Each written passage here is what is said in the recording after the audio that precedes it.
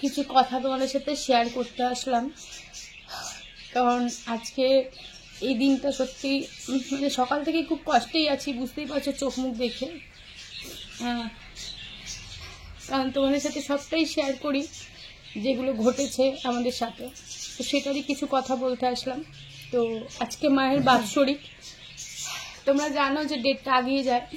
মা মারা গেছিলেন সেপ্টেম্বরের 4 তারিখে, তো আজকে আগস্ট মাসের 25 তারিখ। তো মায়ের কাজটা একটু এগিয়ে গেছে, যেহেতু আমার বড়দি মুখে আগ্নি দিয়েছে, তো আজকে বড়দি কাজটা করছে দিদির ওখানে। দিদি তো থাকে রায়পুরে, সবসময় আসাও সম্ভব হয় না, তো দেখলেই আগের মাসে এসেছিল। তো যাই হোক, যেটা বলার যে সত্যি খুব কষ্ট লাগছে যে আজকে মায়ের কাজটা দেখতে দেখতে কিভাবে 1 বছরটা কেটে গেল। আগে ভাবতাম মা না থাকলে কিভাবে আমি থাকবো, কিন্তু দেখো ঠিক মা ব্যবস্থা করে দেয় যে কিভাবে কিভাবে ঠিক থেকে যাচ্ছি, চলে যাচ্ছে।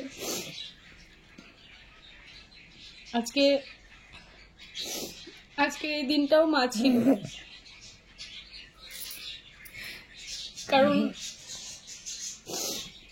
আমার অর্ক যখন হয় সেই দিনটা থেকে যখন মা চাঁদ বলে ডেকেছিল যে এটা আমার চাঁদ এসছে,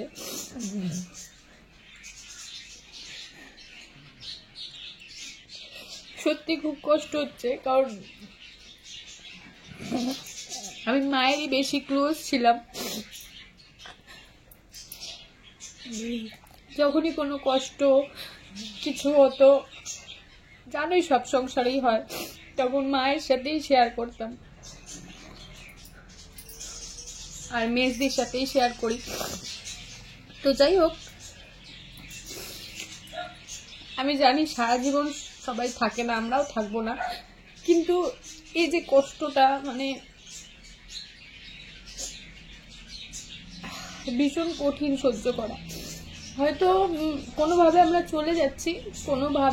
চলে যাচ্ছি, কিন্তু কষ্টটা তো ভুলতে পারছি না, স্মৃতিগুলো ভুলতে পারছি না, যে স্মৃতিগুলো আমার ফোনেও রয়েছে।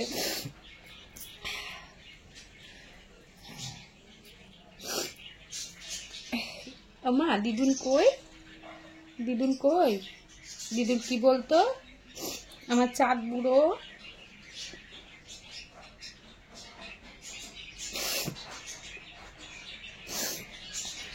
সত্যি কথা, যাদের মা নেই বাবা নেই তারাই একমাত্র জানে যে এই কষ্টটা সত্যি। তোমরা হয়তো বলবে যে ছেলেকে নিয়ে কেন চোখের জল ফেলছি, তুমি সত্যি কথা বলতে মা যা ভালোবাসতো তোমাদের অর্ককে, মানে মায়ের চাঁদকে, তোমরা সামনে থেকে না দেখলে বুঝতে পারতে না।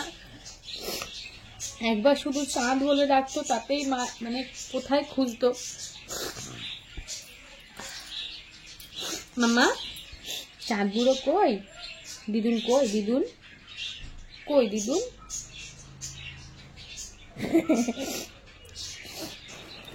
যাই হোক, একটু শেয়ার করলাম যে মায়ের আজকে কাজটা, যে আজকে কাজ আছে। যেহেতু মায়ের যখন সুস্থ ছিল তখনও শেয়ার করেছি সব, যখন মা এসছে যা করেছে।